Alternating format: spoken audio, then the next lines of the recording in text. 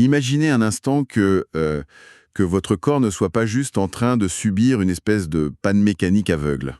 Hmm. Imaginez qu'il soit en fait en train de vous hurler d'arrêter. Ouais, c'est une image assez forte.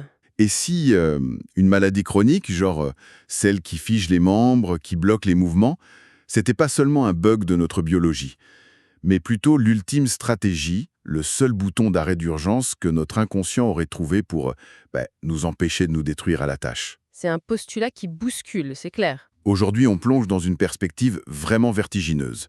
On laisse de côté les manuels de biologie classiques et on explore une grille de lecture où la maladie est vue comme un langage codé directement dans nos cellules. Tout à fait. Et pour ça, on va se baser sur une source bien précise.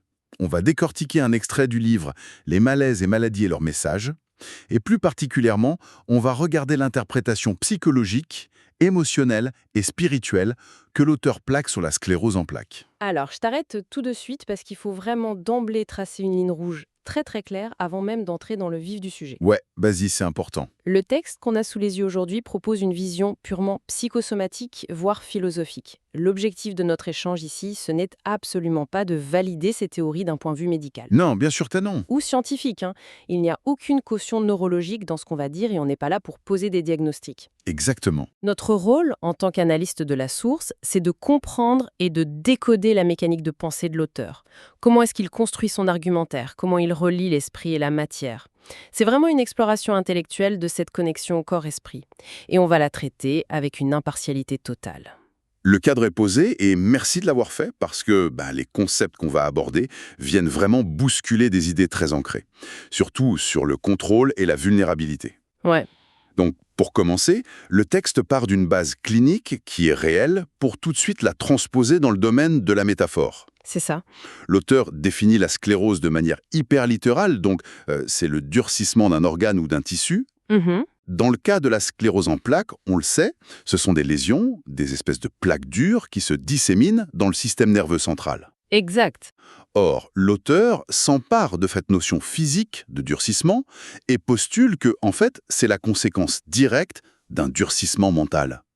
Une attitude qui consisterait à se blinder émotionnellement pour ne pas souffrir. Et c'est vraiment toute l'architecture de sa pensée. Pour l'auteur de ce livre, la biologie est le miroir grossissant de la psychologie. D'accord. Le postulat de base, c'est que si une personne répond systématiquement à la douleur émotionnelle ou à une situation qu'elle trouve menaçante, par la rigidité, Ouais, si elle se ferme, quoi. voilà, si elle refuse de s'adapter, cette tension psychique chronique ne s'évapore pas par magie. Elle va quelque part. Exactement, elle finit par s'imprimer dans la matière. Le livre décrit un profil type de manière très précise. Il parle de quelqu'un qui manque profondément de souplesse face aux événements de la vie. Quelqu'un qui résiste. C'est ça. Quelqu'un qui n'arrive plus à couler avec la vie, qui se crispe face à tout ce qui échappe à son contrôle. Ok, décortiquons tout ça parce que c'est un concept énorme. Oui, C'est l'image classique, tu sais, du chêne et du roseau. Le chêne massif qui refuse de plier sous un vent hyper violent, il finit par se fracturer de l'intérieur, contrairement au roseau qui accompagne le mouvement. c'est une excellente analogie. Mais du coup, est-ce que le texte suggère que cette rigidité physique est la matérialisation littérale inévitable d'un refus émotionnel de s'adapter? Ce qui est fascinant ici, c'est la sémantique même du durcissement. L'auteur avance vraiment que le corps traduit, au sens strict, l'incapacité de l'esprit à gérer la friction avec les autres. La friction, ouais.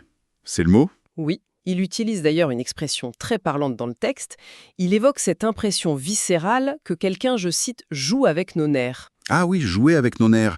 C'est vrai qu'on utilise beaucoup cette expression sans y penser. Exactement. Et selon la source, avoir l'impression qu'on joue avec nos nerfs crée une révolte intérieure constante. Et cette révolte, si elle n'est pas exprimée, elle attaque littéralement les nerfs physiques. C'est comme si notre système nerveux était le réseau électrique d'une maison, en fait. Développe. Toutes ces relations humaines complexes, la pression, cette friction dont tu parlais, ça génère une forme d'électricité, de la surtension émotionnelle. Ouais. Et face à ça, au lieu, disons, faire sauter les plombs sainement, de pleurer, de s'énerver un bon coup ou de s'adapter, la personne refuse de lâcher prise. Elle garde tout à l'intérieur. Elle laisse le courant surcharger le circuit. C'est ça. Et à force de refuser de couper le courant, ce sont les gaines des câbles, donc la myéline autour des nerfs, qui finissent par fondre et se scléroser pour stopper l'incendie de force. C'est un peu l'idée du bouquin, Evelyne. C'est complètement l'idée, l'incapacité de l'esprit à gérer la tension détruit la souplesse biologique par cette surchauffe continue. Et le truc, c'est que cette rigidité, elle reste pas cachée dans le subconscient, d'après la source. Ah non, pas du tout. Ça se voit. Ça se traduit par des comportements super visibles au quotidien. En comprenant cette tendance à se durcir, on glisse très naturellement vers une manifestation bien précise, le perfectionnisme épuisant. Oui, le texte est très clair là-dessus. Il décrit des personnes qui dépassent systématiquement leurs propres limites jusqu'à l'abandon total d'elles-mêmes. C'est-à-dire, Des gens qui se sentent figés, qui ont l'impression d'avoir arrêté d'évoluer. et avec un paradoxe assez fou, non? Le paradoxe de l'indépendance. C'est l'un des points les plus forts de la source. Le paradoxe d'une personne qui, au fond d'elle-même, désire ardemment être prise en charge. Elle rêve qu'on s'occupe d'elle. Ouais. Mais en même temps, elle se force à paraître farouchement indépendante, presque intouchable, justement pour cacher cette dépendance affective. C'est là que ça devient vraiment intéressant. N'est-ce pas? Ouais. Parce que c'est comme, imagine un acteur de théâtre. Il est condamné à porter une armure d'indépendance en fonte qui pèse 50 kilos sur scène. Hmm. Et il la porte 24 heures sur 24. C'est juste épuisant. Il veut l'enlever, mais il s'oblige à la garder pour plaire ou pour répondre à une exigence extrême envers lui-même. Et c'est là que la maladie intervient selon la logique de l'auteur. C'est le concept provocateur dont on parlait. Exactement. Le texte suggère que devenir handicapé fournirait une sorte d'excuse, un alibi inconscient. Un alibi pour déposer l'armure. Voilà, pour ne plus avoir à maintenir cet idéal de perfection irréaliste. C'est une façon d'échapper à la pression insoutenable de devoir plaire à tout le monde. Mais attends, est-ce que ce n'est pas une lecture incroyablement confrontante, voire violente, de considérer le handicap, la souffrance physique, comme une porte de sortie subconsciente face à la tyrannie de la perfection? C'est une lecture extrêmement confrontante. Et encore une fois, on rappelle qu'on analyse la pensée de l'auteur de manière neutre. Bien sûr. Dans son cadre analytique, il ne s'agit pas d'un choix conscient ou d'une faiblesse morale. Il faut bien comprendre ça. Ok. Le message du corps à ce stade, c'est un cri d'alarme. L'auteur le résume en une injonction. Aime-toi. La maladie est présentée comme un arrêt d'urgence quand l'ego refuse catégoriquement de déposer son masque. L'inconscient provoque la pause que la conscience s'interdit de prendre. Et d'ailleurs, le texte mentionne la difficulté pour ces personnes d'accepter que d'autres autour d'elles en fassent beaucoup moins et obtiennent plus. Ça crée un ressentiment énorme. Un sentiment d'injustice très profond, oui. Ce qui amène une question fondamentale. Pourquoi? Pourquoi s'imposer une telle armure de perfectionnisme au départ? Qu'est-ce qui justifie ça? Et c'est là que la source nous emmène vers les racines mentales. Les croyances profondes et l'héritage familial, oui. Le texte affirme un truc assez fort. Plus la maladie est grave, plus le message est urgent.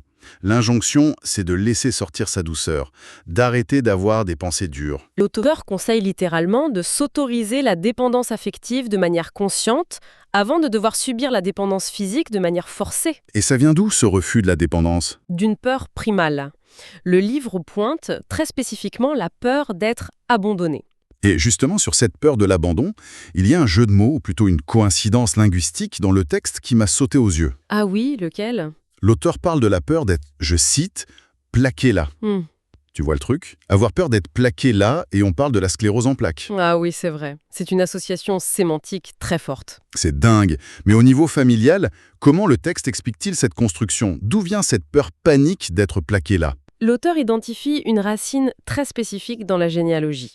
Il parle d'une déception profonde envers le parent du même sexe. Le parent du même sexe, ok. Oui, et suite à cette déception infantile ou adolescente, la personne va fournir un effort titanesque, épuisant, pendant toute sa vie pour surtout ne pas ressembler à ce parent. Mais je veux dire, ça attribue une responsabilité mentale gigantesque à l'individu, non? C'est le risque de ces approches, oui. Comment le texte évite que cette interprétation ne se transforme en un sentiment de culpabilité écrasant pour la personne qui souffre? On lui dit en gros, tu es malade parce que tu as mal géré ton rapport à ton père le thème. Cela soulève une question importante, et c'est une critique récurrente de la psychosomatique. L'auteur tente de désamorcer ça en expliquant que la réponse, la vraie solution, ne réside pas dans la culpabilité, mais dans l'acceptation et le pardon. Le pardon, comme un concept religieux. Non, plutôt comme un outil de libération psychologique. Il ne s'agit pas de blâmer, il s'agit de réaliser que juger durement ce parent et passer sa vie à essayer de s'y opposer constamment, ça bloque l'évolution désirée par notre cœur. Ça consomme toute notre énergie en fait. Exactement. le pardon envers le parent, mais aussi et surtout envers soi-même, est présenté par la source comme la véritable clé de voûte de la guérison. C'est ce qui permet de relâcher la tension sur les nerfs. Ce besoin fondamental de pardonner nous ouvre justement la porte vers la dernière dimension du texte. L'extrait final qu'on a examiné bascule dans un registre presque purement spirituel. Oui, on dépasse la simple psychologie pour entrer dans le domaine de l'acceptation de soi. Le concept central ici, c'est la résolution du conflit intérieur. L'auteur dit que le plus grand besoin, c'est de s'aimer et d'accepter ses peurs du moment, en identifiant ce dont on a peur pour soi. C'est un changement de paradigme. Le texte évoque l'invitation du Dieu intérieur. Oui, le texte utilise vraiment ce terme. Oui, et cette invitation, c'est d'accueillir la peur qui dicte notre comportement. De se rappeler que tout est temporaire. L'auteur insiste sur l'importance cruciale d'accueillir ses limites actuelles pour enfin reconnaître sa propre valeur. Le passage sur la partie de nous qui a peur est incroyable. Le texte dit que cette partie de nous est intimement convaincue de nous protéger. C'est une vision très bienveillante de nos propres névroses. Alors qu'est-ce que tout cela signifie concrètement? On aime bien nos analogies, alors en voilà une autre. Cette partie de soi qui a peur, c'est un peu comme un garde du corps. Mais un garde du corps beaucoup trop zélé. Il veut tellement vous protéger du monde extérieur qu'il vous enferme dans un coffre-fort blindé. C'est radical. Bah oui, vous êtes totalement à l'abri des coups, ça c'est sûr. Mais le problème, c'est que vous ne pouvez plus vivre, ni respirer, ni bouger. Si on relie cela à la vue d'ensemble de la philosophie de l'auteur, Ouais, eh bien selon ce cadre psychosomatique, on ne guérit pas en combattant la peur ou en hurlant sur ce garde du corps. ça ne sert à rien de taper sur les murs du coffre-fort. Voilà. On guérit en s'asseyant à la table des négociations avec lui. Il faut rassurer cette partie de nous, lui dire qu'on se sent enfin capable d'assumer les conséquences de vivre selon nos vrais besoins profonds. Sans masque. Sans masque. C'est une réintégration de ses propres vulnérabilités pour pouvoir avancer. Waouh. Le cheminement qu'on vient de faire est assez dense. Si je résume un peu l'exploration d'aujourd'hui, on est parti d'un truc hyper clinique, les lésions physiques sur les nerfs, C'est la sclérose littérale. c'est ça, pour ensuite remonter la piste de l'auteur vers la rigidité émotionnelle. Puis, on a vu le fardeau de l'indépendance feinte, cette armure de 50 kilos. Ensuite, les racines liées au traumatisme et à l'opposition aux parents du même sexe. Ouais. Et tout ça pour finalement aboutir à un appel spirituel profond à la compassion envers ses propres peurs. Négocier avec le garde du corps. C'est un voyage analytique impressionnant et je réitère brièvement que cette cartographie très complexe, c'est vraiment la vision spécifique de l'auteur de cet ouvrage. C'est important de le rappeler. Nous l'avons offerte à notre auditoire pour sa valeur de réflexion philosophique. Il n'y a encore une fois aucun parti pris médical de notre côté. Et ça a le mérite de nous faire réfléchir, qu'on soit touché par une pathologie ou non. Totalement. Car même en l'absence de tout symptôme physique, le défi posé par ce texte résonne de manière assez universelle chez nous tous. Oh oui, ce perfectionnisme, cette peur de l'abandon, ça touche beaucoup de monde. Du coup, pour clôturer cette plongée, je voudrais laisser une réflexion en suspens pour ceux qui nous écoutent. Vas-y. Imaginez que votre propre corps possède soudainement une voix, là, aujourd'hui. Une voix pour dénoncer l'armure de perfection ou la fausse indépendance que vous refusez de retirer au quotidien. Quelle vérité dérangeante, mais peut-être profondément libératrice, se mettrait-il à hurler aujourd'hui? C'est une question qui donne à réfléchir. On vous laisse méditer là-dessus. À très vite pour une nouvelle exploration.